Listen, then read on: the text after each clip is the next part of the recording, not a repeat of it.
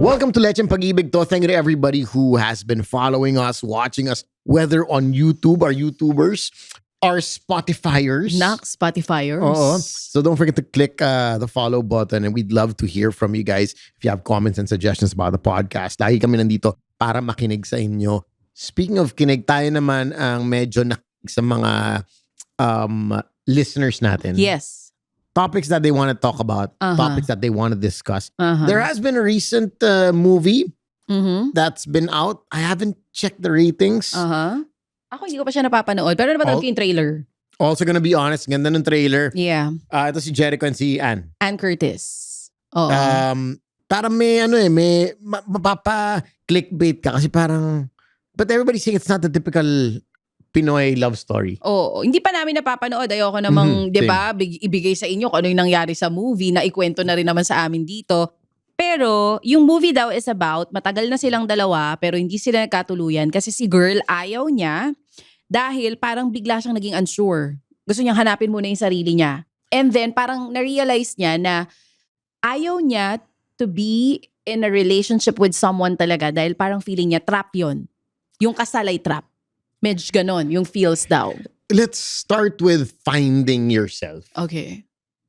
I think kasi lahat tayo at one point, hindi lang one point it's a constant thing about human beings that hindi naman natatapos sa atin yung paghanap sa sarili natin. You always wanna find yourself. You know why? Because I think every chapter of life or every phase we go through would be different, which will cost you to, or we should tell you to find yourself again. Kasi Totoo yung yan. priorities mo, let's say the cha-cha I knew when we started Lecheng Pag-ibig to, Oo. yung mga priorities mo nun probably would be different. Totoo yun. And every year, nag-iiba-iba yung priorities natin sa buhay. Correct. Diba?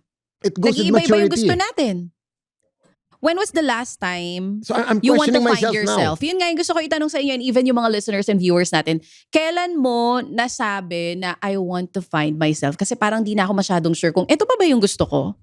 There were two instances. Mapa-relationship, mapa-career, or ano man yan. Di ba, Papi? That's true. I'm actually especially thankful sa podcast natin. Yeah. Kasi minsan after we record, when I listen to our episodes, when I have our conversations, minsan doon ako napapa-reflect eh. One big episode we had that I'm gonna go back to was the one with Tuesday Vargas. Oh, yeah. That made me question a lot of things about myself. Tapos napaisip ako parang, okay, when is it really enough? What will really make you happy? Diba? Is it more money? Is it more work? Is it status? Is it being, like, let's say, the number one podcaster, the number one DJ, the number one host, the number one celebrity? Is that still what you're after? Maybe in your 20s, yun yung gusto mo. Diba? Pero, Or maybe ngayon, yun pa rin yung gusto mo. Or Could be. pwedeng hindi na kasi nagkakaedad ka na. Nandun ka sa point ng buhay mo na okay na lang. Parang nasa bigay ko na lang yung bare minimum kasi pagod na ako eh. Wala naman na akong dapat patunayan. yun. Nasaan ka na bang phase ng life mo ngayon? But Oo. when you say that, let me ask you, and I'm just asking you Yeah. straight up. When you say that, do you think it's parang some sort of giving up na parang, hindi, okay na? Or is it contentment na, okay na ako. I have nothing to prove. Oh, wow. What a question. No, diba? Ano? Kasi Oo I'm nga. just asking you kasi ang ganda na sinabi mo eh. O sige, okay Kasi na. may nabasa Wag na akong lang. post ng isang Tinatamad araw. kasi Babasahin pwede. ko to. Sige. Would you interpret as tinatamad ka na ba? Pagod ka na ba? Or do you feel you already reached the point where you can say na, okay, I'm happy with where I am, what I've done. I don't think I've got anything to prove. Which I'm gonna take to a 4-hour conversation I've had. I rarely had, diba? Pati a 4-hour conversation I've had with, I was in El Nido a few days ago. And whenever I'm there, I spend time with my very good friend. Nakilala mo rin. Maybe I haven't met him personally, but I'm sure you've seen him around. One of the best commercial TVC directors in the Philippines, Direk Sid Maderazo. Oh, okay. Yes. Quick Oo. backstory before we get to your ano. So si Sid, nung pandemic, number one TV TVC director, you name it, Ann Curtis. Lahat na shoot na niya. Lahat. Lahat ng mga sikat. Lahat ng malalaking brands. Exactly. Oo, When it comes to brands, siya yung go-to. Oo. Gusto mo maganda yung TVC mo, yung director Sid mo. Maderazo Sid agad. Maderazo. Kung siya yung pumirma dyan, may budget tong na to. Oo. Ganong level. Oo. The pandemic happened, ganyan. He got so, of course, fed up, I guess, with Metro Manila and the scene in the metro that nag-uproot siya, buong pamilya, tumipat sa El Nido. At ilang years na sila doon? Since the pandemic? 5 years. Oh, so pa 6 years na kasi 2026 na. Wow, how was it? Ano Biggest sabi niya? decision of his life kasi nga it was such a risk moving there. Ang ginagawa niya ngayon, if he has to have a shoot, nililipad siya. Lilipad siya dito. Tapos babalik na naman siya doon. So, kamusta? How was it living in El Nido? Still, when I talked to him, the best decision of his life. Kakaingit. Alam mo kung bakit? Kakaingit. Nag-iba lahat. Nag-iba yung mindset. Nag-iba yung Nag-iba yung priorities. Kasi yung surroundings mo, hindi na yung parang who has the nicest car, who has the better watch, who has, a bigger house. Doon. Mas madali mahanap yung contentment. Correct. Let's just call it a probinsya life. Yeah. Diba? Hindi mo napansin mga tao sa Probinsya life probinsya. equals the best life. Mas Correct. mahaba. Sa probinsya, mas mahaba ang buhay nila. Mas True. less stress sila. True. Maging masipag ka lang, may kakainin ka. Tanim-tanim ka lang dyan sa gilid, di ba? Pwede kang may kainin. I mean, less stressful. Pero, less din ba? Pwedeng less din yung laman nung pumapasok sa bank account dahil mas lumipat siya. Ganun ba yung nangyari? Pero, yung contentment, 100%. Correct. Okay. So now, it's coming to a point na, yun nga, ang isang ginagawa niya setup, if you want me to direct your shoot, I'll fly. dadagdag ko sa talent fee ko yung airfare. Oo. So, isang oras At na pag naman. gusto naman siya, Correct. for sure, kukunin siya. So, Oo. he flies to Manila to shoot and then balik na naman siya doon. Pero umabot na rin siya sa point na parang ayoko na rin talaga. Baho? Na gusto ko na bitawan yung agency, yung advertising field. So, I was... Nagulat ka? Wait, Imagine, oo. one-on-one, when was the last time you had a one-on-one 4-hour conversation with someone? About life, About ano? life. Oo. So I asked him, why? What's going through his mind? Sabi niya, gusto ko na lang talaga mag full-time na sa El Nido. So I'm gonna try to build a couple of B&Bs, hopefully. And, talagang doon na. Well, if he has the money to do it, then go. Kasi kung ako din, kaya ko. Gagawin ko eh. For my peace of mind. And if I feel like I'm happier there, why not? I've known Direk Sid for over 10 years. ganyan. And I told him this, that I've never seen him happier. May aura yung tao eh. Mafe-feel mo, true. At di ba yung vibe, sabi Mismo. nga nila. The moment a person enters the room, may feel mo na yung vibe eh. Okay, vibe nito. Medyo mayabang. May ganyan. Mayabang to. Medyo, hindi ko masyadong feel. Anong tawag doon? May tawag dyan nasa dulo ng dila ko eh. May Baka tawag din initial, mismo eh. initial vibe nga. We all have that. Even you probably don't know it, but you have it. Meron din kayong ganun sa amin. Correct. Your aura, Yeah. when you enter the room, maybe you don't know na may ganun ka na-exude na aura, pero lahat tayo may na-exude na certain aura or certain vibe. Yeah. I told him I've never seen him happier and more content than the past 2 years that I've spent time with him. So, ang daming Papi, questions. baka naman magulat kami, bigla kang lumipat ng El Nido. no? Hindi naman kita masisisi kasi kaya mo na rin naman. Hindi. Oo. Sabi ko lang, at one point, no. How young is Sid? 50. 50 years old, okay. And another point that got me questioning my life, decisions and whatnot, was your story about Australia. Oh yeah. Yung work-life balance. I don't know. Pagbalik ko dito sa Pilipinas, hanggang ngayon nasa utak ko pa rin yung Australia, sa totoo lang. Kasi nasa utak ko kung, sabi ko kay Mike, siguro kung wala tayong anak, no? Doon tayong dalawa agad. Mas madali mag-approve. Hindi natin maiisip na may responsibility tayo na dapat isipin. Siyempre, dito tayo kasi na dito bread and butter namin. Pero kung may means ako, yun din ang sinabi ko sa mga nakakausap ko. Kung may means ako, pumunta sa isang lugar na kasing ganda ng Australia, payapa, mas magkakaroon ako ng peace of mind. At kaya ma-provide yung napoprovide ngayon sa mga bata. Why not? Kaya hindi ko questionin si Sid or yung ibang tao kung ba't nila ginagawa yun eh. Kasi una, kaya nila financially. Kasi mas mahirap gawin yun if you're broke. Or Of kung course. magsisimula ka pa lang. Of course. Unless Kasi you have something another- there waiting already. Oo, another problema na naman yun. Pero when you're single and you want to do that, Mhm. ako sa mga single na nakikinig sa atin ngayon, wala kayong mga anak, wala kayong iintindihing responsibilidad, I think it's really easier for them to do that. And don't be afraid to do that. To start over.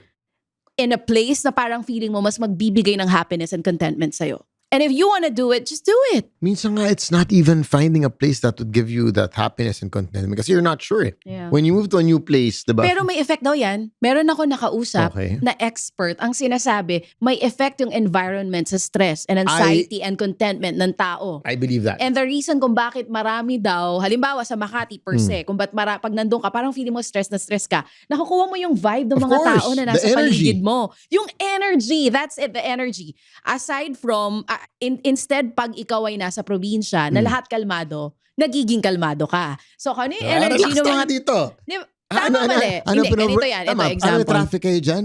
Okay kami kasi hindi namin na-experience yan eh. Sample, you walk into a room, Oh. alam mo, stress ka kasi stress yung boss mo. Hindi ka naman stress, nakuha mo yung stress ng boss mo, di ba? Or Pero sometimes- pumasok ka sa kwarto na okay na late ka, pero alam mo, pagpasok mo, happy yung vibe sa loob. Instantly, kahit pangit yung labas, pagpasok mo, na happy ka eh. Could be also the work environment, not even the boss, diba? Mhm. Pagpasok, let's say, pasok ko sa Pod Network, diba? Happy. Si Actually, Adi in tsaka si fairness Jeff, dito, makikita ko. Alam ko Totoo. magiging masaya araw natin. Smiling agad sila. True. Wala pa nga, wala ka Agree. pa nga kanina sabi ko kay Jeff, Paps, Oo. alam mo, parang medyo, yung utak ko hindi ko ma-jumpstart today. I was just Yeah. telling him about it. Kanina. Uh-huh. Sabi ko, maybe I overslept, maybe I was just too tired the past few days. Na parang when I woke up today, I go, shucks. And, you know, when we do the podcast, syempre, you wanna be on point, diba? I go, parang hindi ko ma-jumpstart utak ko. Nakadalawang kape na ako. Pero, nagpalpitate na. Sabi ko, tama na. Hindi na gumagana yung kape, Oo. diba? But it's the vibe of the place, the Yeah. vibe of your office, your home. Energy of That's the why people. I believe your home is where you charge, you recharge. Kung may cellphone ka, diyan ka nagpa-plug in eh. Mhm.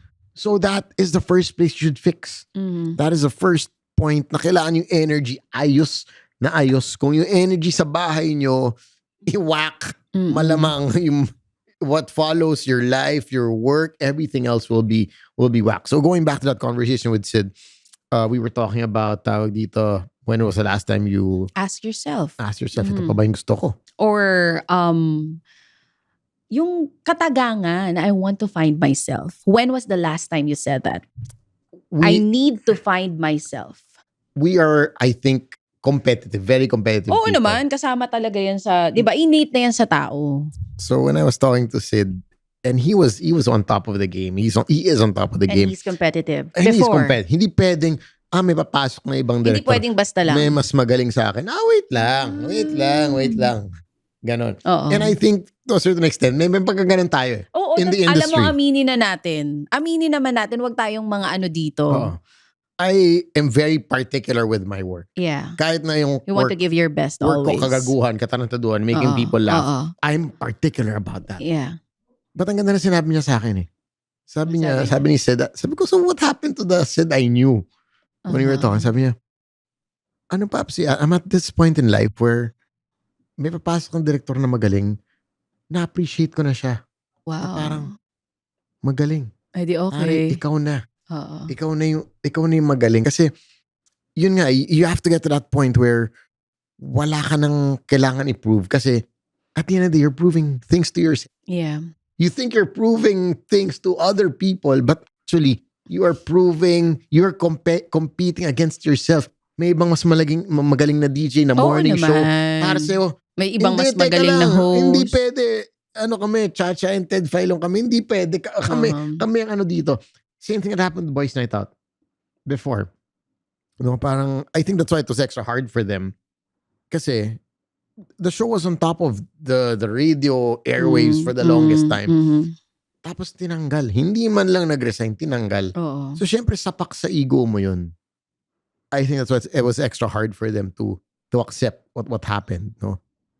Pero nga, everything is just, it's really you competing with yourself if you think about it. Mhm. Diba? Mhm. What matters to you? O ba, yun nga, ikaw may pinakamagandang kotse.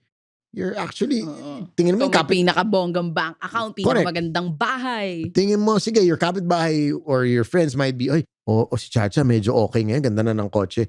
For a while, yeah, they'll talk about you maybe for 30 seconds, but after that, they don't really care. And does that really make you happy? Does Yun that nga define eh. who you are? Yeah. Oo.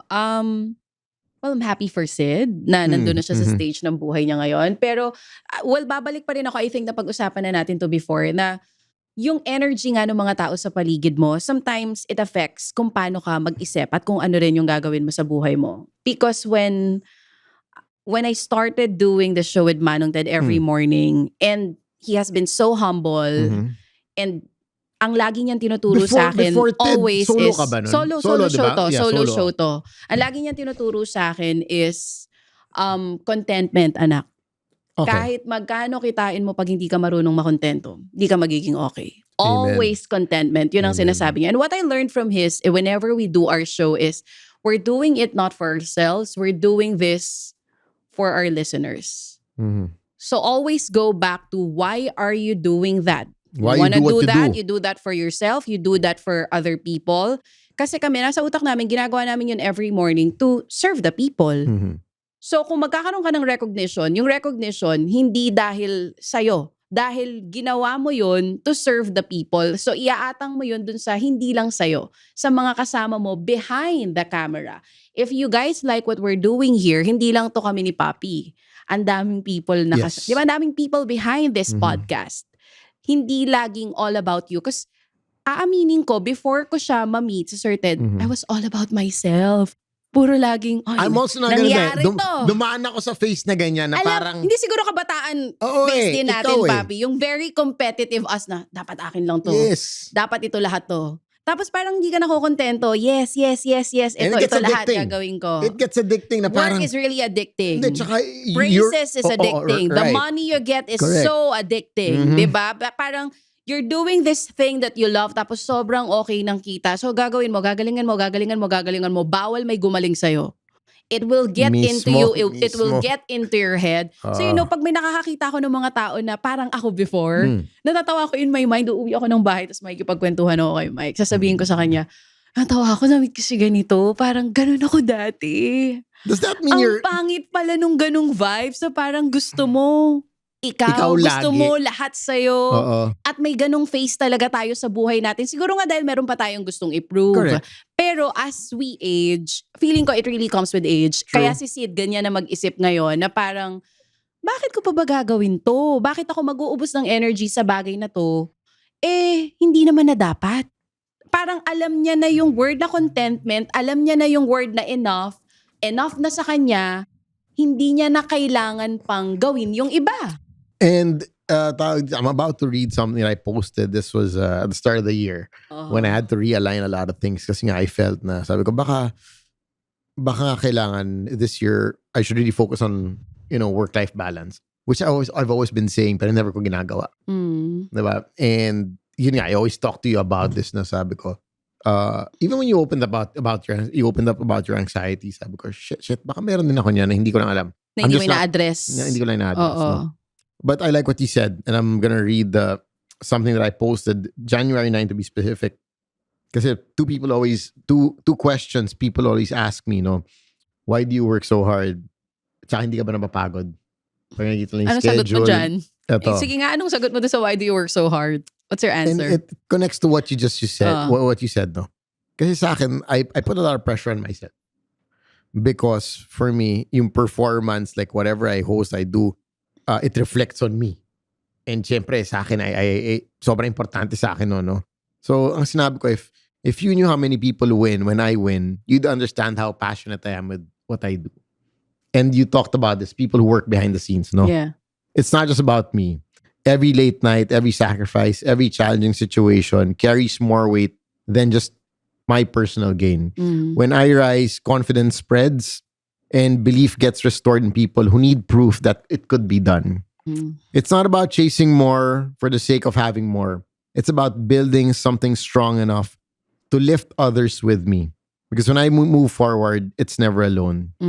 It's always a team effort. When people laugh and have a great time, it's not just my win, it's everybody's win. Everybody who, from the sound guy to the audio guy to the light guy, the cameraman, lahat yan. Lahat damay. sila. So yung win ko, win nila lahat. Uh-huh. And that's why I do what I do, and I strive for excellence every single day. Yeah. I don't think that has changed. But I also believe that tawag dito yung yun there's a deeper meaning to everything, but it's a very personal thing. Oo. Ang nagiging pangit, I guess, which I also went through, is that it's okay to be selfish. Walang problema yan. To be selfish. Pero kung binababa mo yung ibang tao for your For you to personal win. gain, then doon nagkakamali. At I meron think pa rin mga ganun. meron pa rin Marami pa rin magkakaganon. mga Oo. ganun. Ito babasahin ko. Baka may makarelate sa inyo. Nakita ko to sa thread. Kaya Okay. yung pinag-usapan natin ito agad pumasok sa utak ko. Nobody talks about the late 30s to 40s or siguro kasama din 50s dito. Okay, Nobody talks about the late 30s to 40s to 50s personality shift where you no longer want to be impressive. Boom! You want to be more rested, Yes. uninterested, and completely unavailable to anything that's draining. Yan. If it does And- not serve you anymore, ayoko na yan. Basta ako, moto ko lang sa buhay. Simple lang naman. Kung di ako magkakapera dyan, hindi ko paglalaanan ng oras yan. Mukhang pera. At least aminado ako mukha akong pera, di ba? Ang ganda niyan. Tama mali. Kailan yung mga panahon na yung maliliit na bagay ay pinalalaki nyo? Noong mga kabataan days natin, di ba? Pero pag nasa late 30s ka na, papunta ka na sa 40s mo, late realization na nga kami. Sana yung mga bagets na nakikinig sa atin ngayon, huwag yun na gawin yung naging kasalanan namin before na ang maliliit na bagay pinalalaki. Ang mga nakaka-stress, mas pinapastress mo pa.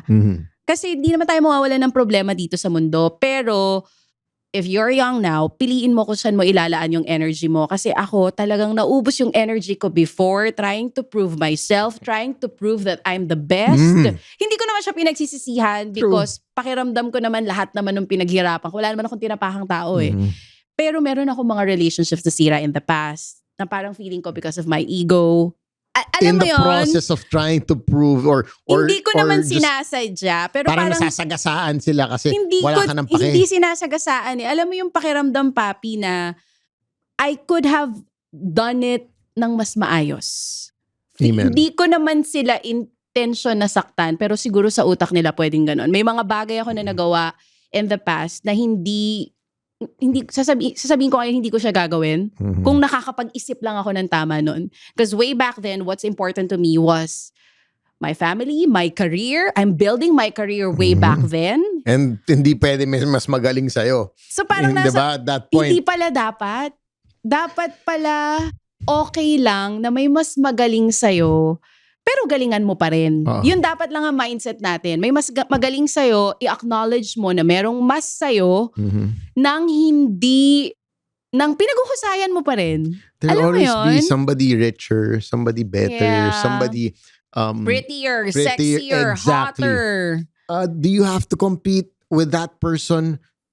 We will leave that answer to you. No? Maybe it's a good time to reflect and ask yourself, what am I trying to and who am I trying to prove it to? No? Kasi I do believe we do have a lot of young listeners, people who watch us on YouTube, but we have a big chunk of millennials Kasi edad natin. who watch us. Na gusto lang magpahinga. I was just hosting a wedding a couple of nights ago, and talagang the bride was such a big fan of the podcast. They're from the Thank States and they got you. married here. We appreciate all of you. Pero yun nga I guess what we want to leave you guys with is ask yourself what really matters to you right now. Ano pa ba nagmamatter? Diba? Lahat tayo nagkakaroon ng shift in personalities, shift in priorities, which comes with age, which comes with maturity. I really like what you said kanina yung binasa mo. Yung unrested. Alin gusto. doon? Ang gusto na lang natin ay, Diba? more rest. Oo. Sana umabot ka dun. And completely unavailable to anything that's draining our energy. You know why? Because it's tiring. Really tiring. To compete. Trying to compete, trying to every prove day. yourself. Kahit nga mga athletes may off-season Kahit mga NBA players nga may off-season If you are trying to compete every single day and you revolve your life around just being competitive and just competing every single day, mapapagod ka. it is gonna drain you. Yeah. We understand that everybody wants to be the best at what they do. Ask yourself, who are you trying to prove that to? Where are you in life right now? Ba? And what would really make you happy? And why are you doing it? Babalik na naman Boom. tayo doon. Nakita nyo yan, nagsimula tayo sa sa movie ni Naan at Echo, dito tayo nagpunta. Kasi nga, minsan napapatanong ka Mapapatanong ka, I want to find myself. Diba? And there's nothing wrong with that question. I want to find myself. I need to find myself. Kahit anong edad ka pa. Kapag feeling mo, tinatanong mo yun sa sarili mo, there is nothing wrong with you. Because believe us, kami din ni Sam, kahit okay naman kami, may mga moments sa buhay namin na parang, teka lang, gusto ko pa ba to? Kailangan ko pa I ba think gawin it's normal for people to ask that question. That Mas means you're okay growing. nga That yun means you're growing as a You're person. growing, meron kang gustong puntahan. Or kung hindi mo naman yan tinatanong sa sarili mo, wala din naman problema dun. Correct. Maybe you're like Sid. Nandun ka na sa state ng buhay mo na you're so content. And we Wala hope you ka nang get there. We hope everybody gets there. Oo. Na darating tayo sa point ng buhay natin na kontento ka Hindi mo kailangan ng maraming pera. Doon ka sa lugar na hindi malaki yung laman ng bank account mo. Pero Ang saya mo. peaceful at totoong masaya ka. Hindi yung front na masaya lang. And we do wish that happiness and mind to everybody. But we thank you guys for spending your afternoon, mornings, and evenings with us right here in Lecheng Pag-ibig To. Once again, my name is Sam YG. And this is Cha-Cha. Be safe, be good, and find what makes you happy.